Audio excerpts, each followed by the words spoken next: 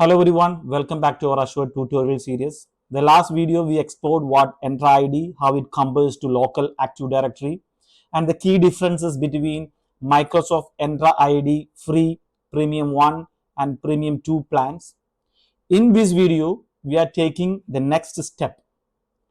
We are creating users in Entra ID, organizing them into a group, and assigning Microsoft 365 license in the right way.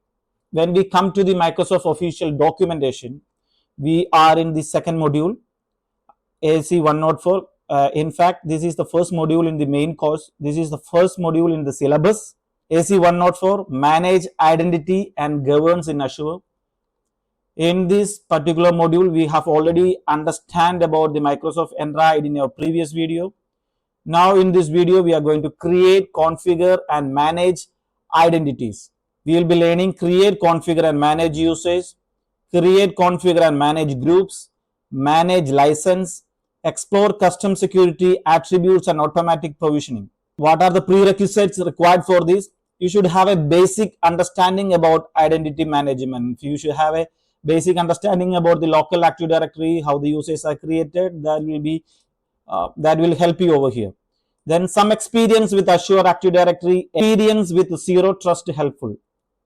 So these experience, if you have, it will be easy for you to understand Microsoft Entra ID in a better way. All right. So when we click on next, create, configure and manage users. This is what we are going to do it right now. We will be practically creating user, we'll be configuring it, and we'll show how to manage that. Every user who need access Azure resources need an Azure user account. We all know that. Every user who needs access to Azure, whoever wants access to the Azure resources, need an Azure user account. A user account contains all information need to authorize the user during the sign-on process. One authenticated Microsoft Entra ID built access token to authorize the user and determine what resources they can access, what they can do with those resources. So we will be giving permission to that user. You provide permission to the user to do certain tasks in Azure. So that permission management you will be able to do through Entra ID. Let us get into the practical view uses. So here I am in the Azure portal. This is the Azure portal and I select Microsoft Entra ID from this. Here this is the Entra ID and this is the overview of the Entra ID. And if you click on manage and users and all users, it lists all the users in the Entra ID. If you are logging to the first time and you have just created your tenant and you have logged into the first time, you won't see any users apart from the default users. Here you could see a lot of users I have created here. There are three types of users: cloud identities, directory sync identities, and guest users. There are three types of users, or in other words, I can say Microsoft Entra ID define users in three ways. First one, cloud identities. These users exist only in Microsoft Entra ID, which means these users are cloud-based users. It's not synced from any local Active Directory. If you have a user in your local Active Directory and through Azure AD Connect or Entra, nowadays it's called Entra ID Connect, you sync that users to, you can sync those users to Entra ID. So those users are called directory synced identities. These users exist in on-premise Active Directory. A synchronization activity that occurs through Microsoft Entra Connects bring these users into Azure. So these users are called directory synced identities. Cloud identities means the user are created in cloud itself, which means in the portal we are from the clicking on new user, we are creating the user here itself. So it is not synced from on-premise. Those users are called cloud identities. Then the users that are in the local Active Directory and we sync those users through Microsoft Entra Connect to Entra ID, those users are called directory synced identities. Then we have guest users, which means these users exist outside Azure. In your organization, you invite your partners as a guest users in your account. You have an option to invite external users. Here you can invite your partners, your vendors. So all that who need, you can invite those users to Entra ID, and you can permit some particular permission. You can allocate certain particular permission to those users. We will see that all that in details. So whatever user you create here in Entra ID, that will be synced with Microsoft 365 Admin Center also. All these portals like Microsoft 365 Admin Center, Azure, Entra ID, Intune, all these are interconnected. All these portals are not independent portals. These are interconnected. Whatever you create in Entra ID in the Azure portal, the same will be reflected here. And it depends upon the subscription you have and the license you have. If you create a user in Entra ID, those users will be reflected in Microsoft 365 Admin Center, Intune portal, and security, Defender portal, everywhere it will be reflected. So all these portals are interconnected. I would like to show you some sync status.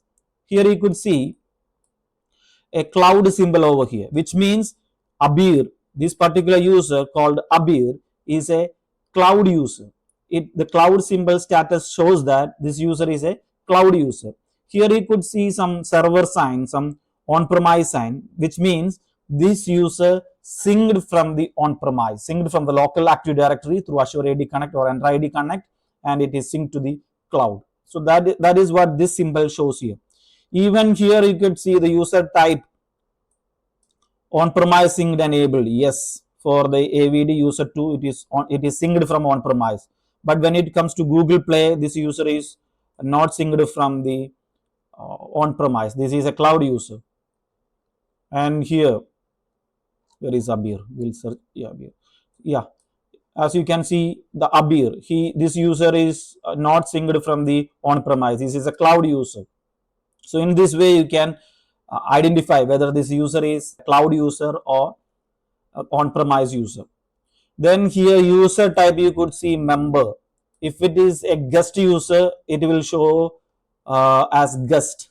This particular user, Jojo, this is my mail ID, jojo.polity@gmail.com. So this user is a guest user. I have invited this user to our environment. It shows guest here. All right, let us create a user. We will keep the same name for the user. I'm going to create a new user. Click on this plus symbol, new user, create a new user. We will keep the same name, what it's a user principal name. We will give Chris G. So mail nickname, it is already taken. Display name, we keep as Chris space Green. If you tick on auto generated password, it will give you a password automatically. I'm unchecking that and giving my own password. We come to the properties. Here you can give the first name and the last name. First name I select as Chris, and last name as Green.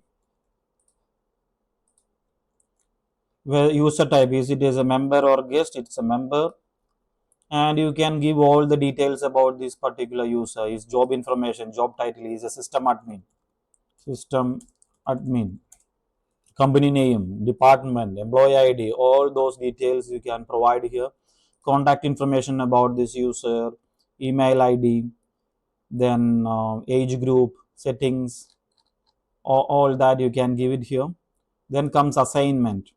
If you want to add this user to a group, now itself you can add it, or you can add this user to any group. Review and create. So I'm going to review and create it. Password, it does not take the password which I provide. All right, I'm going to create this user. Let me create it. So we have successfully created the user right now. So if you check it out, you could see the new user name, Chris. Yeah, Chris Green. You could see here. On-premise sync enabled? No, this is a cloud-based user. And he is a member. Great. So that's it. The remaining we will see in the other video. We will meet you in the other video. Till then, goodbye.